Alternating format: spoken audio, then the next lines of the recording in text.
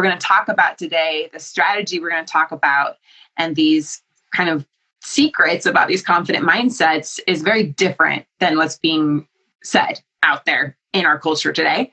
And so it's probably not something that you've heard. And honestly, a lot of those things, like, I don't know.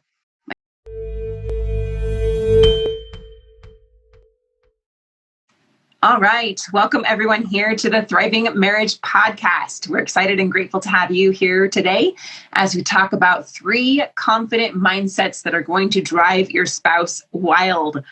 So thank you for joining us here at the Thriving Marriage Podcast. We are the #1 resource for helping couples thrive in the world. And we want to thank each and every one of you for joining as we fulfill our mission to help millions of couples have a thriving marriage. So I'm Heather Choate, and I'm here with Marc Johnston. How are you doing, Marc? I'm doing great. Thanks, Heather, for having me here. Awesome. Yeah, I'm excited to be here. I've been up since 3 a.m. With my head just like going through a ton of thoughts. I tend to do that. So if I seem a little out of it, that's why. All right. But I'm excited to be here.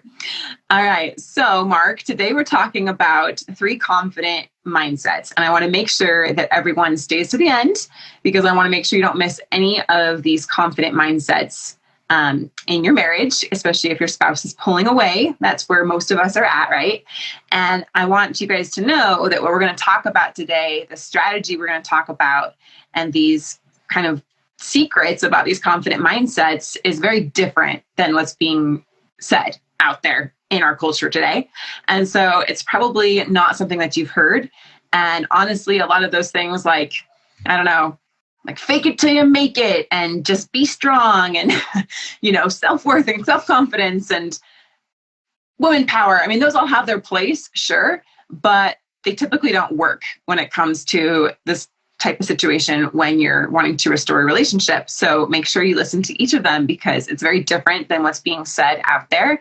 And it's probably not what you think it's going to be. So before we get to that, we're going to go to our client win of the week. This one is anonymous and I will share it if that's okay. They said that the Thriving Marriage puts out a lot of products and they are actually good at teaching relationship skills, which is something lacking in marriage counseling. My husband told me in February that he wanted a divorce. I started working through the modules of the PATH program and a coaching program that's called PATH. We are still married and we're really happy now. And then in her comment here on Facebook, she left the link to our PATH course. If you are also wanting to check that out, go ahead and leave a comment, say PATH in the comments, and we will get that to you. In addition to that, I want to also say that if you have any questions for us, if you're feeling like you're lacking in your mindset, you're wanting help with where you're at in your relationship, leave a comment and we'll coach you on exactly what to do. So we love to see your comments. We respond to every single one of them. So Marc, let's talk about confidence and what might be killing your confidence when it comes to attracting your spouse. We asked this question over in the Thriving Marriage group, and I was going through some of your guys' answers. And there were some commonalities, and we're definitely going to touch on some of those. Some of the biggest ones being distrust, right? Their actions, again, probably leading to feelings of distrust. I just don't have a lot of confidence in them. My own guilt. I've lost my partner's trust. And so their distrust of me or my guilt is leaving me to have a lack of confidence. And we heard a lot about different walls being put up, different barriers being put up that's putting you guys into more of an insecure situation. And the biggest one that I saw, mostly from females, was my weight. So I've gained some weight or my body isn't what I want it to be. And that's why I don't feel so confident about being able to attract my spouse back. So we want to be able to address those things today. So Marc, what are we talking about when we're talking about confidence? Well, a lot of what confidence is about is essentially being okay or being at peace with a situation. It's this sense of being self-assured. If you think about like those examples of where people are confident in healthy ways, I don't mean cocky, or I don't mean people who are bullying over other people, being dismissive of others, but like those really healthy, confident sort of stances. It's a lot of that. It's like, I am okay. I am going to be okay. generally, confidence is a lot about taking action on things. It's about being able to step forward, and as I mentioned, being okay with whatever outcome may happen. The thing is, like, we tend to have a lot of control over our actions, and maybe not quite as much all the time over our feelings, which I'm going to talk a little bit about later. But like, we can see that, like, when people are a bit more decisive, when they're taking action, when they are self-assured, we tend to view these people as very confident, and it tends to be fairly attractive. Even if you're feeling scared, and you can still demonstrate confidence with a lot of your action. I mean, we could probably talk for quite a while just on, like, what confidence is and is not. But, like, I think that's a big part of what it is. Just very quickly, what I don't think it is, as I think I mentioned a moment ago, it's not about being dismissive of others' opinions or needs. We tend to view these people who take action and are very sure of themselves, but, like, put others people down. We tend to view these kind of people negatively. And I do see sometimes that there's a bit of a mix-up. I can even think of some people that I've worked with where they were so sure that they should be, quote unquote, confident, and that meant not listening to their partner, and that meant doing things anyway, even though their partner asked them not to. And it wasn't viewed very well. Doesn't mean blindly moving forward without a plan. Sometimes they're like, okay, I'm going to be confident. I'm going to make a decision right now, and I'm going to go. And it's still not viewed as confidence, more viewed as impulsive, even though you're taking action and you're making decisions. You might also be confident while being decisive, but if you're reacting emotionally, it's not generally seen as confident. I mean, Heather, have you seen people who are like, well, you've done this to me, and now I'm not going to speak to you anymore? And, there's this decisive action. But Heather, would you call that confident? Right. It's more of that reactive, like drawing a harsh line in the sand in the heat of a moment. And then rarely do we actually follow through on those boundaries. Or if we do, then they weren't set in a very healthy way to begin with. So they usually don't stand the test of time. Well, it's not even about whether you keep those boundaries or not, but, like, can you imagine?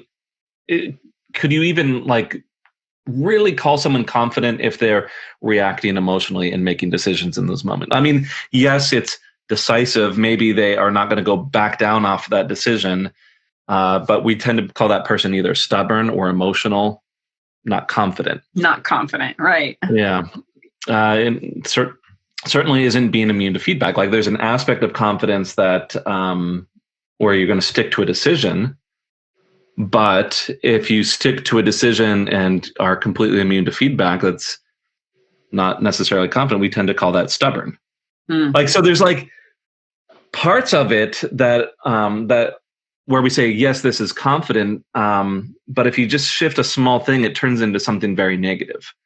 Either that's, stubborn or emotional or reactive or impulsive, even though a lot of those same names have aspects of being confident in them. Yeah. So this is really good clarity as we get started here. And as you're listening, I'd love for you to rate your own level of confidence that you feel in yourself and then in your marriage as well. So a level 1 being, I'm completely insecure. I don't feel like I have any value, or I'm on really shaky ground here. And 10 being, I feel totally confident, totally secure. I feel calm. I feel centered. I'm okay no matter what happens, because I know it's going to be okay. That's, like, the kind of confidence that we're talking about, instead of stubbornness or egotistical or, anything like that. So rate yourself and let us know in the comments. Go ahead and put it here in the chat as we're doing this live, and rate yourself how you feel on that scale. And we all have different points of areas of life where we probably feel more confident than others. Like, maybe you feel really confident in your ability to do your job or to parent or to do work, right? Or maybe you feel really confident in your spirituality, but maybe you feel really less confident about yourself physically. Like, a lot of women were talking about their weight and their looks. Maybe you feel less confident about your ability to solve problems with your partner. less confident about your ability to trust others, less confident about your ability to put your walls down because you're afraid of getting hurt again. So there's a lot of reasons why we develop this lack of confidence, right? And it's easy to be confident if you've never been hurt in a relationship. That's easy. Like, it's easy to have confidence and trust and vulnerability and all those things, but that's not the reality for any of us, right? The reality is that we have been hurt, and that often causes us to feel insecure going forward and to want to put up the walls, and we feel like we're standing on a shaky foundation, right? And that's really hard to move forward in a very vulnerable relationship, like a marriage is the most vulnerable of all relationships. And that becomes a big barrier there. So if you're feeling really insecure, ask yourself why. And where does that insecurity lie in your body? Like, check in with yourself. Do you feel it as like tightening in your chest, like pain in your chest? Do you feel like your shoulders are kind of curling forward? Do you feel it as tension in your forehead? Clenching of your jaw? Do you feel it as anxiety, like the pit of your stomach? Where does the anxiety live in your body? And at the same time, where does confidence live in your body, right? If we have a confident posture, we even change our physiology, right? We roll our shoulders back, we put our chin up, we look people in the eye, right? We stand strong. So I want you to feel what both of those feel like physiologically. And there's a way that we can even use some of our physiology. We're going to talk about that with confidence here in a minute with emotion, to get your body into a state of actually producing confidence type hormones and feelings and chemicals in your body. And the opposite is true as well. When you're feeling really insecure, not confident, not trusting, you tend to close in, you tend to retreat, pull your heart back, right? You literally are pulling your heart away because you're trying to protect it, and your heart goes back into the chest cavity, and you go into this more defensive, insecure type of posture. And you can feel that in your body. Would you guys agree? So try it for a second. Try to feel like that insecurity in your body, and then shift it to confidence. Where does confidence lie in your body? Think about people also who are confident to you. How do they look? How do they present themselves? How do they walk? How do they talk? Those are all things that we might be able to see on the outside. And that's where most people tend to focus and think, oh, just fake it till you make it, or, just lose some weight and then you'll be confident.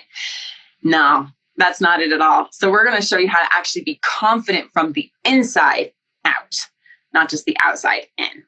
So let's go right now into our confident mindset number 1, which is confidence in emotion. Marc, what does confidence in emotion look like?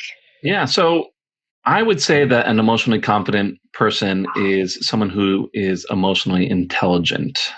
It means being able to identify your emotions in the moment and choose how you want to respond to those emotions. If you think about your interactions that you've had with your partner, with other people, perhaps even with, you might even look at children, and think about when you've noticed people react to their emotions, like as in they're angry and they're reacting angrily, versus a situation where someone might have that same emotion and they're able to calmly talk about it. And look at those two situations and which kind of situation do you prefer to be in? I think just about everyone, I can't think of anyone who would say, yeah, I want a really emotionally reactive partner. I think most people would say, hey, I want someone who can be calm, who can talk about their emotions, who can look at their emotions and discuss what is going on, but they're responding to their emotions rather than reacting. Mm-hmm. Like I said, think about these emotional reactions. Did these people appear confident to you? And I want you all to think about your own emotional reactions and how that might be appearing to your partner or to other people. It can really create a huge contrast.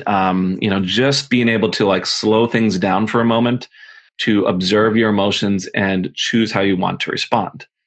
I don't know about you, Heather, but I know for this in particular, this is what I think one of the stronger areas in my marriage with Jen. has a big impact on how we go about handling things is being a bit more confident in our emotions. Heather, like, can you think of like a specific instance perhaps of where confidence in emotion or lack thereof has affected perhaps you and Ben in your interactions? Yeah, so unlike you, I would not say it was a strength for Ben and I. Definitely not a strength for me, maybe more of a strength for Ben, as far as reacting emotionally instead of responding. And this is one of the things that I see really commonly as well with a lot of people that come to us is you're in so much fear and you're in so much insecurity and lack of confidence that you just tend to react. And I did the same thing. And so for me in my marriage, it was really choosing how I wanted to feel, but also taking the shame out of emotions. And that to me was a big turning point because I used to shame myself if I felt anger, or shame myself if I felt an immense amount of sadness or a very strong, emotional reaction that was negative of any kind. We all tend to pick up on that, right? Would you guys agree? Like we're told, big boys don't cry. Girls should be seen and not heard, right? Like, stop crying. Don't yell, control your anger, right? And we're really shamed and taught that those emotions are bad and that they're scary to other people. And so we should just stop feeling the way that we're feeling. And so we learned that some emotions are not okay to feel, but it's actually not true. All emotions are okay. And they're actually all good. They're good because they come to teach us something. We call it your internal guidance system. Your emotions teach you, okay, this is moving me in a good direction. Oh, that's not moving me in a good direction, right? If we didn't have that, then we would get into a lot of trouble. The problem is that sometimes we get stuck in those negative emotions and they tend to fester. And that happens when we try to suppress them and we don't allow ourselves to feel them, or we continue to feed them to reinforce a story that we're telling. And so we get stuck in anger or bitterness or sadness, depression, anxiety. All of those things linger when we don't actually process through them. So the Latin root of emotion is in motion. So in motion means these emotions are meant to move through us. And they come and they go and they're there to teach us and guide us, like kind of like your GPS on your car. Your phone guides you on where you're going and gives you little warnings if you've gone off track, recalibrating, right? And so our internal guidance system can do the same thing if we learn how to process through those emotions. And that's one thing that I love that we do because, Marc, I don't know if you agree with this, but I believe that this is like the heart of marriage restoration. Is learning how to shift out of the fear and the desire to like hold on so tightly and get your partner back and make them come back. And you go into either demanding or pleading or manipulating or begging or freezing, all out of fear. And when we can shift you out of fear, which we do with our clients, then you get to this place where you're actually emotionally able to process through things and to respond rather than react. And not get stuck in those emotions. So that was a long story. So hopefully you guys got some good nuggets from that. But yes, learning how to process through emotions has totally changed things for me. So I learned how I can do that in a healthy way. And I can feel anger and it's not a bad thing. And it's not destructive and it's not unhealthy. It's actually a really healthy thing. And then I can go through that emotion and then get to this calm, confident place. Even as I'm feeling anger, it doesn't scare me anymore. I can be confident even as I'm feeling anger or sadness. And that's really shifted things for us as far as confidence goes in our relationship and our ability to solve problems together. To give a perspective from the other side of things, I would say, if anything, some of the feedback that I've gotten from my wife, I tend to be a little bit more even in my emotions and either not getting super excited about things and not getting super negative. But I know like one of the things that my wife, Jen, has mentioned that she appreciates is me being able to be present for her when she has been emotional. And one of the struggles that we've had to work through is even myself being more present with my own emotions and being able to be open about those with my wife. I certainly it's an interesting kind of lesson to learn, but I'm looking back to those moments where either Jen or myself has been really able to be open with emotions in healthy ways. And those tend to be very secure sort of moments, very connecting moments, moments where like we really feel like the relationship is built up. And a large part of that is because kind of there's this internal message, this kind of this mindset here of like, hey, I'm okay with my emotions. I'm okay with the emotions of those people around me. And, just having that sense of security around emotions, I will tell you 10 times out of 10, it has a big impact. Like you said, Heather, we see a huge amount of progress when people can kind of flip this switch a little bit, can be a lot more present with their own emotions or be more present with their partner's emotions. It allows a lot more things to flow. I agree. And so this is where I disagree with the personal development world, where they're just saying, like, just be positive, just have a positive mindset. And I hear a lot of you guys saying, I'm just trying to be positive. And positivity is great, but it's not often real. And it's more important to be real and authentic and a human being that's not always positive and to be okay with that. And so it's a very different thing when you're trying to like force yourself to just be positive. It falls very flat for a lot of us. And I think some of us are getting to that point now where we're like, all these affirmations and these like, positive self-talk and everything really isn't scratching the surface here. Why is that? Well, because you're a human being and you have states of being, right? Emotional states of being. And so we do something very different rather than just tell you to think positive and have a positive mindset. Yeah, you'll hear, like I talk about meditation, I do talk about mindset, but it is about being a being and accepting all states of the beingness. And that is part of your journey. And so if you're in a lot of fear right now, if you don't feel like your emotions are safe, let me know in the comments. Do you feel like you're safe with fear? Do you feel like you're safe with the feeling of anger? Do you feel like you're safe with the feeling of distrust? Are you safe to feel those things? Or do they feel unsafe to you? And if they do feel unsafe, then we need to work on that so that you can get to a place you can process through those things, take the fear out of it and the resistance out of it and getting stuck in those things out of it so you can actually move forward. That's what that's really all about. I love this confident mindset here. I'm okay with my emotions and the emotions of those around me. I can respond to emotions rather than react. So just to make this really, really clear, we're not saying don't feel what you're feeling. In fact, we're saying quite the opposite. Feel what you're feeling and then choose how you want to act. Would you agree, Marc? Exactly. Yes. Sum it up in that way? Yeah. Awesome. All right, let's go to confident mindset number 2, which I know a lot of you talked about, which was trust in your partner. How can you have some confidence and trust in your partner? A lot of you talked about having broken trust, and maybe they're having an affair or they've had affairs or they've broken trust in a lot of other ways. How can having confidence and trust in our partner? Yeah, it's a tricky situation, especially when there have been breaches in trust. I do see a lot of this kind of push and pull sort of situation where there might be a breach in trust and then there's like this demand, like, why don't you trust me? Well, yeah. Well, there's a reason for that. And I still think that even in those scenarios, that there is room for a confidence and a trust in your partner in some ways. What I think here is a trusting partner is a self-assured or confident partner. How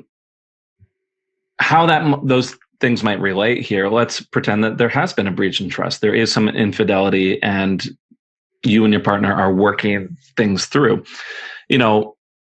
Being confident and trusting in your partner doesn't mean putting yourself in a situation where, that's not smart. Like putting yourself in, like just saying, yeah, it's okay for you to go, hang out with your affair partner again because I trust you. It's much more about like, how are you reacting to your fear? How are you reacting to your all of this anxiety going on with this? I think it ties quite a bit back to that confidence and emotion. I would say if you're confident in trust, that trust really kind of looks like a lack of control. It indicates an easygoing nature. It communicates that no matter how others act around you, you are going to be okay. And so, like, this is like, do you see some themes here? Like, I'm okay with my emotions. I am okay with other people's actions. It doesn't mean like that you condone things. It doesn't mean that, like there aren't consequences, that there aren't boundaries, that you don't have to discuss boundaries or like what's going to happen if there's further breaches in trust. It's how are you going to go about that? Even further, like think about, we're talking about like confident mindsets and how that impacts a relationship. I want you to think about a time when your partner expressed trust in you and what that was like. Like I can remember in my marriage, like Heather, years ago when we were starting this business, I don't know how Ben was talking to you, but like Jen for me was very, very much instilling that confidence and saying, hey, Marc, I know you're going to do the right thing. I can trust in your decisions here. I can tell that this is going to work out. I can support you. There's a lot of like that trust given towards me. And you know what? I look back on that and Jen and I look back at that and we're like, hey, that was a really nice bonding moment, something that really cemented us together quite a bit more. And it was because Jen had a lot of that confidence, that trust in me. So like it had really big impact. And Heather, I mean, we see this in our clients as well, right? Right. That feeling that you get when your partner expresses trust in you feels so good. Like you said, it's so bonding and it just makes you feel so secure as well to know that they trust you. And that leads to even greater levels of trust and greater levels of confidence, right? So if there's been a lot of distrust, where can you find some areas that you can express some trust? You might be able to say, maybe they're having an affair, but maybe you could build up some trust and express some trust in them. Like, I know that you care deeply about our children and I trust that you're going to do what's right for them, right? You can find some other areas that fit where you might be at right now and express those levels of trust and increase those levels of trust through that process, right? You express it, they feel it, they respond, they want to do more to have that trust increased, and then your confidence increases on both ends. So yeah, also think about when your partner, has reacted when you express some confidence in them. In the past, when you express some confidence in them and their decision making or in something that they did, what was their reaction? What happened with that? Can I give a story about that? Yes. I can remember like a very specific client where one of the complaints was about how our client was a bit too controlling. And when we got right down to it, he did feel like anxiety around some of his wife's decisions, kind of worried about some of the things that she was doing. And she started to pull away. A big, big turning point was when he said, you know what? I trust that you're making the right decision for yourself. And I can support you in that, even though I don't really agree with that. Like, so where he actually demonstrated this is she wanted to move out. And he went with her to, buy supplies, buy some furniture for her new place, which was a really, really hard thing for him. But it really, really demonstrated this, being at peace with her decision, this confidence that like, hey, no matter how people act around me, I can be okay. And it really, really went against that this belief that he was really controlling, that he was always worried about what she was doing, and was a huge turning point for them. And she did move out, but then she kept contact up and she started coming back to the marital home more. And They started, just hanging out more casually, and then things turned around and they got back together. But it was because of this expression of confidence and trust in her decisions. Yeah, I love that. And I just want to touch on that. Finding that peace inside yourself, that it's going to be okay no matter what. I've seen that happen so many times with our clients, and it always just completely touches my heart, because that's when everything changes for them. I think that so many times we've been conditioned by our society, or just, I don't know, maybe it's just the human nature, to look outside ourselves for that happiness, and to look outside of ourselves and think that circumstances need to change in order for us to feel secure. I need that person to do this thing. I need them to end this affair. I need them to come back to me. I need them to do this one thing. And then I will feel secure. Then I will feel happy. Then I will feel confident. Then I will feel good enough. I need my husband to recognize that I lost 20 pounds. I'm going to one of your comments there. And then I will feel confident in myself, right? And my friends, what you're looking for is not out there. The things that you're looking for the most, the things that you're craving the most, the happiness, the peace, the security, the confidence, those things are already within you. So you're going to need to look within. And when you find those things, then you get to a place where it doesn't matter what happens outside of me. Go back and think about people that you know are genuinely confident. They genuinely have a peace and a serenity to them. Sometimes we call them centered. They just feel so grounded. It's like they're just on a solid foundation.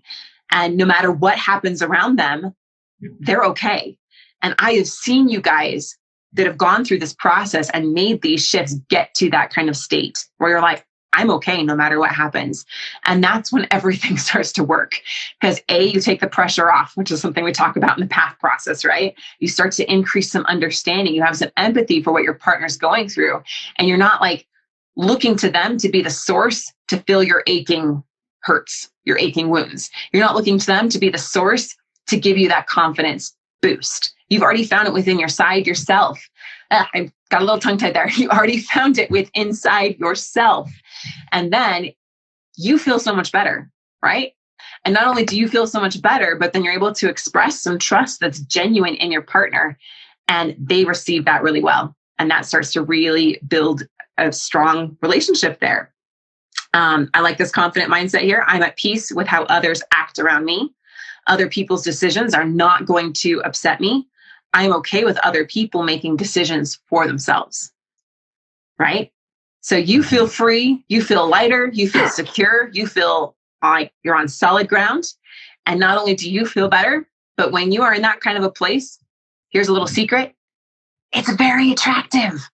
It's very attractive. We like to be around people that are centered and confident and easygoing and happy and aren't looking to us to fill every need for them, right? Then we get to a place where it's very attractive to be around that kind of person. And it's very attractive to your spouse as well. So it truly does drive your spouse wild, because we want to be around people like that. It's amazing to be around people like that. So any other thoughts on this one, Marc?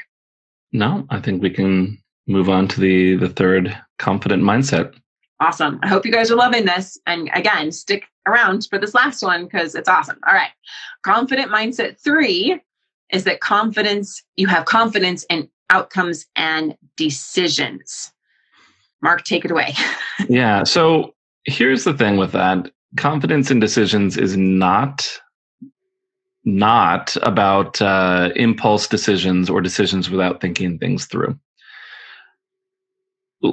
Earlier today, we were talking about a few things that like what confidence is not about. And, if you think about people who are making decisions and just going along and doing whatever, we don't generally describe them as confident. We describe them as impulsive. If they go out one day and they confidently, quote unquote, buy a car out of the blue, most people are going to get upset about a decision like that because, one, they're not checking in with perhaps you and how that might impact you financially.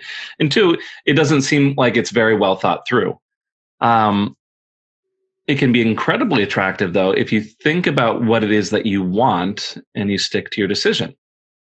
So, like, once again, it's being confident in decisions, it's not an excuse to not check in with your spouse or to disregard their feedback or fears.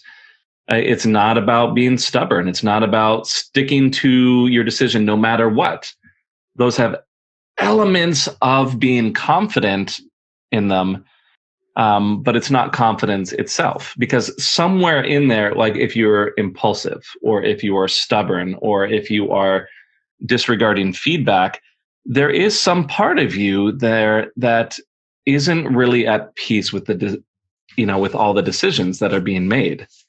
It's, either I'm not at peace with how other people feel about my decision, or I'm making a decision and I'm being impulsive because, I'm not at peace with being able to trust in my judgment, perhaps. And I'm going with whatever feels good in the moment.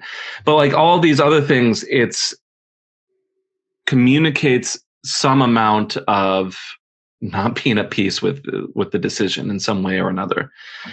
I'll admit, like, this is an area that, like, my wife and I are not quite as great at. We like to deliberate a lot. We tend to be a little bit indecisive, but one of the things that we try to push each other on is this confidence in decisions. And I'll tell you, my wife really responds well when I can think things through and then make a decision confidently. She responds very well, and I respond very well to her doing the same.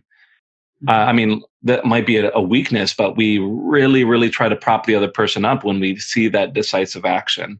And it feels really, honestly, like when I see my wife do things like that, it makes everything feel more secure.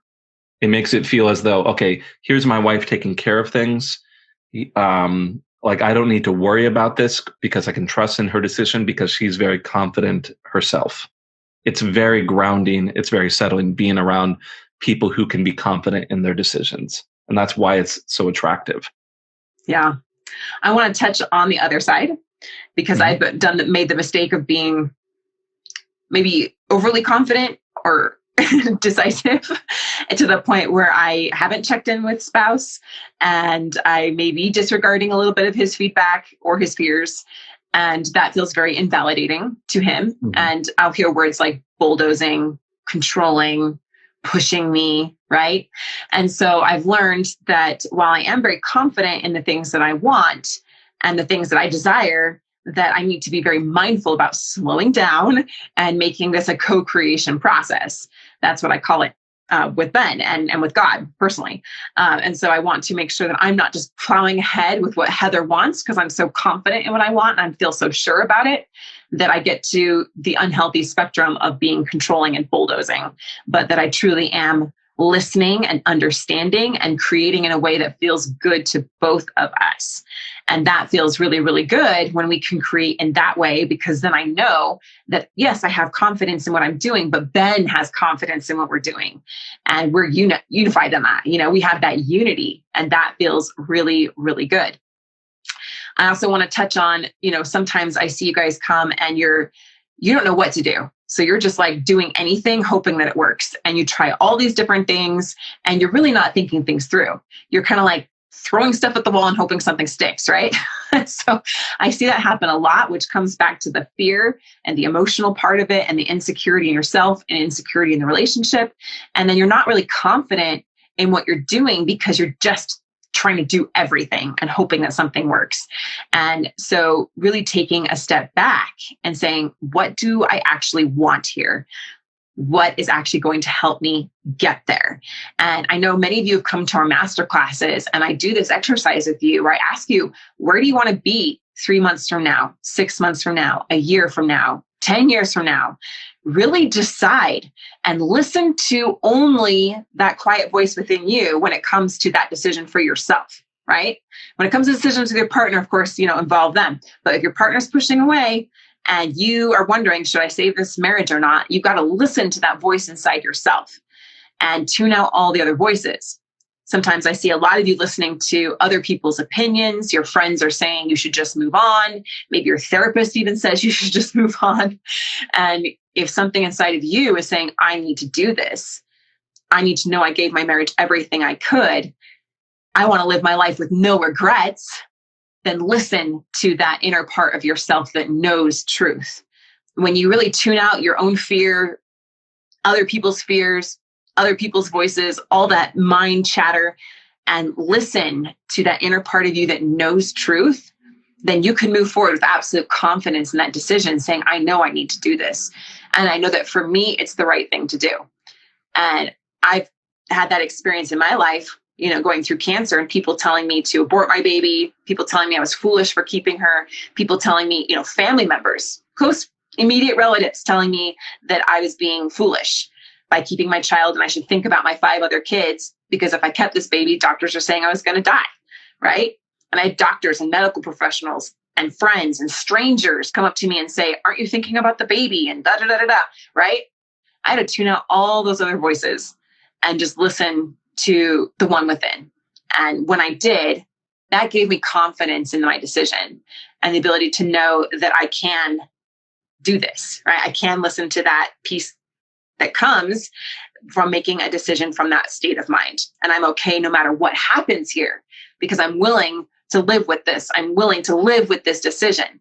So as you guys are making these decisions, tune out all the other voices, all the other opinions, and think about, am I willing to live with this? How do I want to look back on the choices that I'm making right now at the end of my life? Is that what I really want to look back and see? And if not, then what do I want to see and move in that direction? One thing that we say a lot is you guys choose your destination. You choose it and we will help you get there. So you guys want to choose your destination, let me know what it is in the comments and we will absolutely help you get there. When you make that level, like a core gut level of decision of I'm doing this no matter what, the way always makes itself manifest. It always does. And I've seen it happen so many times, thousands and thousands of times, that I know that that's true. So you decide where you want to go, you'll have confidence in it because you'll know it's right for you. All right. We do want to touch on this appearance issue that we saw come up and this feeling like I just need to be a certain size or my nose is too big. One of you commented, which, I get that. Or you say, I just need to lose 30 pounds. Or I lost 30 pounds, but my husband didn't notice. Or I'm actually too skinny and I wish my body looked like this. And I've had kids and I've got stretch marks and, on and on and on and on we go.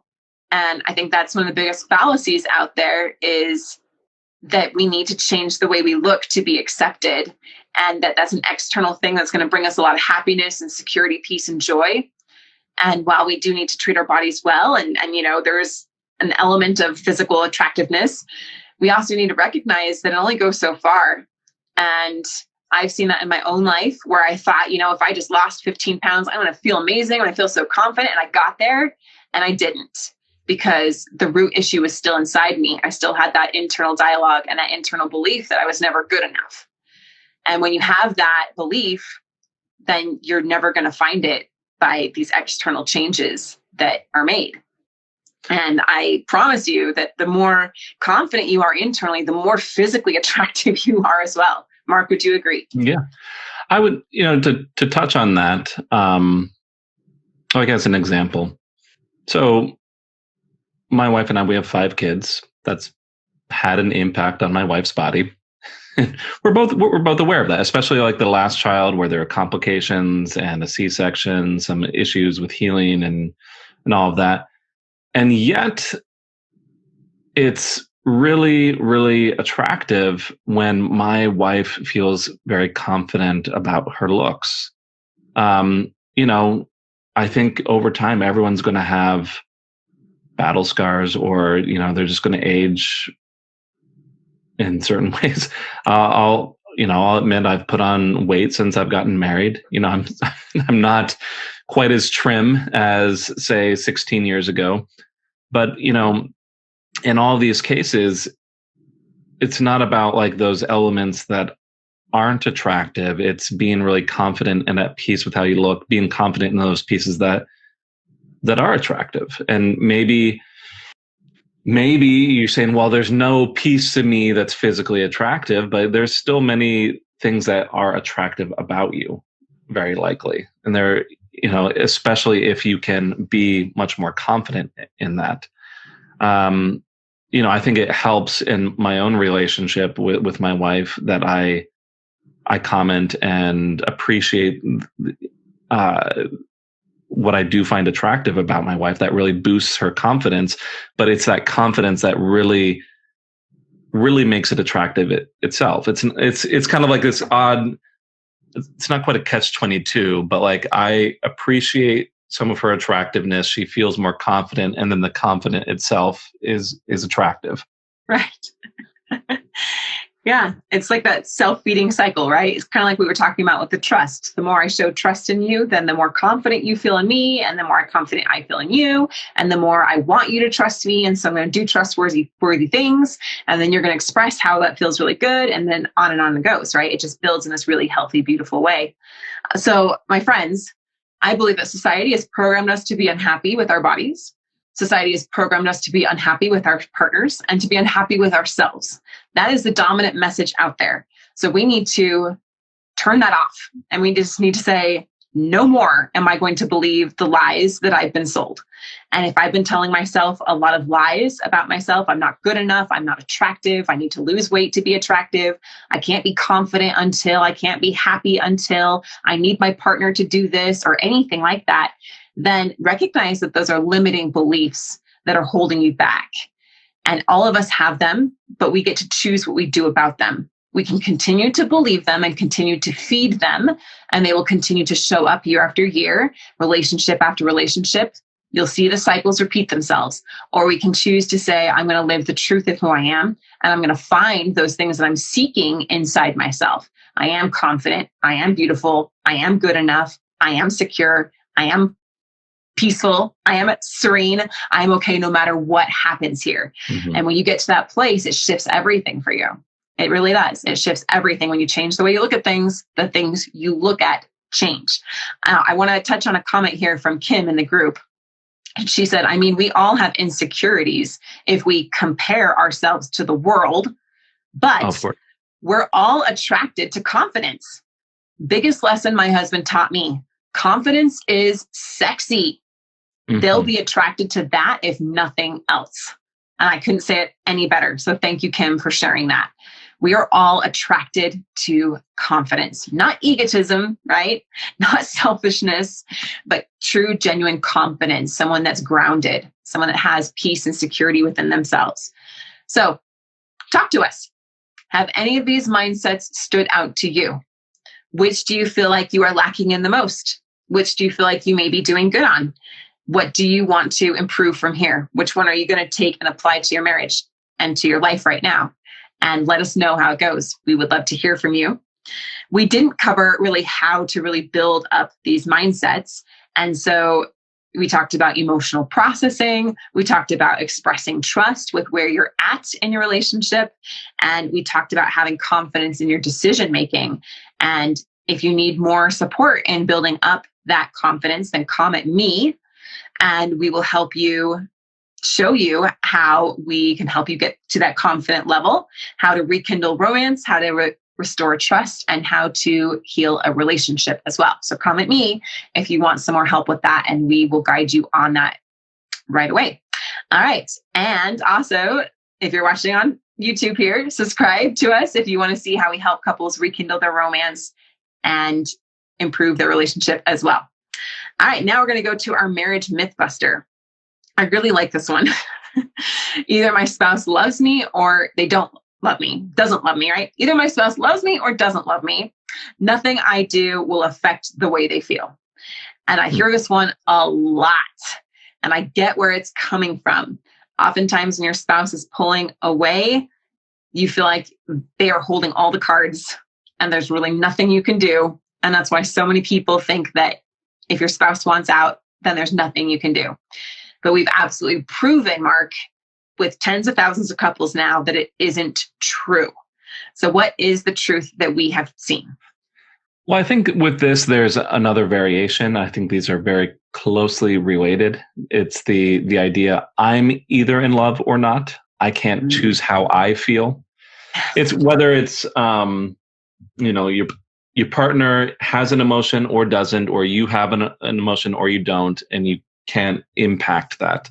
Now, I'm going to get into like impact on emotion and, how you might be able to affect this in your spouse. But let's start with that first bit right there, like impact on emotion, because this is completely false, I think. What is true is that many times our emotions are a response to other things. And I think this is a little bit where that myth comes from, such as I feel angry when someone is disrespectful. Okay, so here's this emotion. It's not really a choice. I can't affect it. It just happens when this other person is disrespectful. Or, perhaps it's losing loving feelings when there's frequent tension. Okay, because there's tension, we're going to lose some of this romantic feelings. Nothing I can do about it when there's tension. The thing is, you can also choose your emotions if you want to. Like, even though there is a response, like emotions can be a response, you also can choose your emotions. So just some theoretical background. If we go into like cognitive behavioral therapy theories, the basic underlying of that entire theory kind of states that our emotions and our thoughts and our actions impact each other, that our emotions are affected by our thoughts, our beliefs, and our actions, essentially. Which would somewhat imply that we have some level of control over our emotions. But that control is still basically secondary, as in like, I can control my thoughts, which affect my emotions, or I can control my actions, which affect my emotions. But maybe like this idea, you still can't directly control your emotions. And I even think that idea is not quite accurate. So like, here's this idea, like maybe I can affect my emotions by doing these other things, but like not consciously able to choose your emotions. And no, that's not the case either. Also within like a lot of cognitive behavioral therapy practices are like these meditative practices, which is a kind of a very common exercise. It's also a very common exercise in like a lot of self-help areas, a lot of Eastern practices, but a lot of those meditative practices are mostly or all about consciously choosing the emotions you want to feel. I thought this was like this wild idea when I came upon this. Like for fun, my wife Jen and I, we went to like this Buddhist meditation series of classes, and they were going to teach you how to meditate. And it was just like this crazy thing to me, like one of the first classes where the teacher is like, okay, you're going to sit and you're going to close your eyes, and you're going to like focus on being happy, or I can't remember the specific emotion. I was like, wait, I can actually choose being happy. And he kind of guided us through like, okay, you're going to embody this happiness. It's going to fill you up. And I was like, oh my goodness, I am like consciously creating happiness, even though I'm sitting in this chair. What this means in a practical sense, though, is that there is an ability to choose new emotions, and there's an ability to support desired emotions by adjusting thoughts, beliefs, and actions. Now, further, let's take all that. We have an impact on emotions. We can choose our own emotions. Okay, let's go to another theory. This time it's the guy's name is Martin Seligman. Martin Seligman is the father of positive psychology. He kind of approached psychology and said, okay, most of everyone else is talking about how do you fix things when it's wrong. He wanted to study, okay, what makes people right, or what makes people happy, what makes people good. He's known to say that positive emotions are contagious, that your attitude and outlook have an impact on other people. You get a few happy people together in a room, and they're going to really amplify that happiness. Now, how this translates to you and your partner and their feelings, let's take all this together now. You can consciously affect your own feelings, either choosing it or impacting it by your actions or fostering your thoughts. You can help build a positive and loving narrative, supporting certain messages within your relationship, affecting how your partner interprets your interactions. You are able to support more positive feelings by supporting actions and beliefs that build up love. It also means that you have the potential to reinforce negative feelings, tension, stress, and unromantic feelings. But like what I'm getting at here is this idea that either my spouse loves me or doesn't love me. The emotion there, we can't affect it, is just not true. There's all these different paths either building yourself up or, consciously building up specific ideas and feelings within your interactions that can have a big, big, big impact on the amount of love that is felt within a relationship. Yes. That's the myth buster there. Taking that all, we actually have data to prove that that's true because we've helped so many of you guys do it. Couples that were just like you, your spouse said, I love you, but I'm not in love with you. I just don't love you anymore. I don't have those romantic feelings. I want out. I'm not willing to work on the marriage. I'm done. And change that completely by you being willing to go first. So if you want to see how we do that, book a free call with us at highthrivecoaching.com/apply. And we will do a deep dive marriage analysis of where you're at currently, where you really want to go, and the exact next steps you need to take to get there. Thank you so much, Marc. Next week, we're going to share with you how to terminate your divorce process for good. So make sure you stay tuned next week. Thank you, Marc, and we will talk to you all next time. Thanks for listening to The Thriving Marriage, your A to Z blueprint for not just surviving marriage, but thriving. Until next time, my friends, thrive on.